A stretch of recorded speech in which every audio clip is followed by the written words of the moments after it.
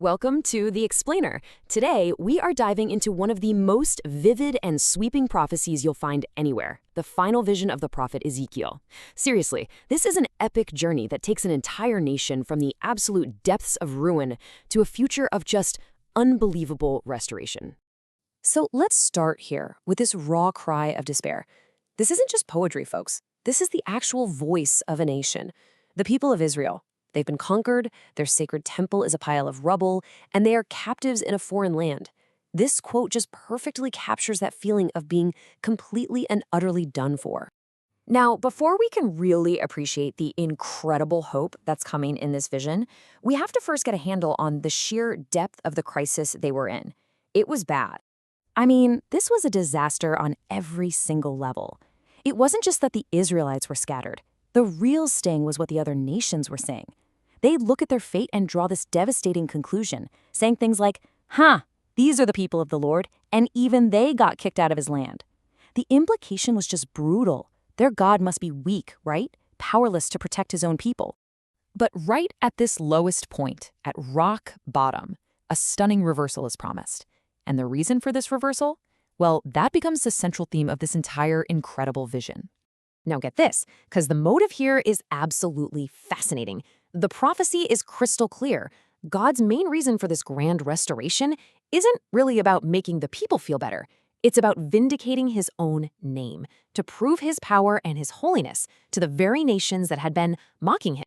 In that restoration, it starts from the inside out. The prophecy describes what's basically a spiritual transformation, almost like a divine surgery. God promises to replace their symbolic heart of stone, stubborn, disobedient, with a living heart of flesh. He's going to put a new spirit inside them, one that actually enables them to follow his ways. So, after this internal transformation, Ezekiel is shown this unforgettable vision. It illustrates the nation's physical and political rebirth in probably the most dramatic way you could possibly imagine. Okay, picture this. Ezekiel is taken in a vision to a valley just filled with dry, scattered human bones. It's a scene of total death and decay. And then, right there in the middle of it all, he's asked this haunting question. It just perfectly sets the stage for an absolute miracle. So, as Ezekiel speaks, the impossible starts to happen. First, there's this rattling sound as bones start clicking together, forming skeletons. Then, tendons and flesh appear and cover them. And finally, breath enters these bodies, and they stand up. A vast living army. This vision is just this powerful, unforgettable symbol for the resurrection of the nation of Israel, bringing them back from the graves of their exile and returning them to their own land. And the vision of rebirth keeps going. Ezekiel is told to take two sticks, one representing the southern kingdom Judah and the other the northern kingdom Joseph, and just hold them together in his hand. And as he does, they miraculously become one stick. This is a promise to heal the centuries-old division of the nation, uniting them forever under a single ruler. All right, so the nation is spiritually renewed, it's physically restored and reunited. But the prophecy describes one final massive confrontation. And this is designed to be the ultimate, definitive demonstration of God's power on the world stage. So an enormous alliance of nations, led by this mysterious figure named Gog, is prophesied to come down upon the now peaceful and unsuspecting Israel. People have debated for centuries about who Gog is, but what he represents is this final, massive hostile force. They come from all over, from the remote parts of the north and beyond, covering the land like a storm cloud, planning to plunder this nation that looks like an easy target. But this invasion is not stopped by any human army. No way. The prophecy says God is going to intervene directly and dramatically. A huge earthquake rocks the land. The invading armies get confused and start fighting each other, and a supernatural storm of rain, hailstones, fire, and brimstone just rains down on them. It's an undeniable showcase of God's power for all the world to see. The scale of this victory is just mind-boggling. To give you an idea of the sheer size of the defeated army, the prophecy says the Israelites will have enough abandoned enemy weapons, we're talking shields, bows, spears, the whole lot, to use as their main source of fuel for a full 7 years. Can you imagine an army so big its leftovers could heat an entire nation for that long? And the number of casualties? It's just as immense. It's going to take a nationwide effort, a task so huge that it'll take a full 7 months just to bury the dead and ritually cleanse the land from all the bloodshed.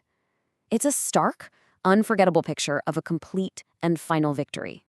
So all of this brings us to the final, ultimate resolution of the vision. It's a blueprint for a whole new reality, one where God's presence isn't distant or temporary, but is made permanent among his people. Ezekiel gets his amazingly detailed tour of a new, perfectly symmetrical temple, and then he sees it, the glory of God. The very same presence he had seen leaving the old temple before it was destroyed is now returning from the east. It comes back to fill this new sanctuary, which is described as the very place of God's throne, where he will live among the people of Israel forever.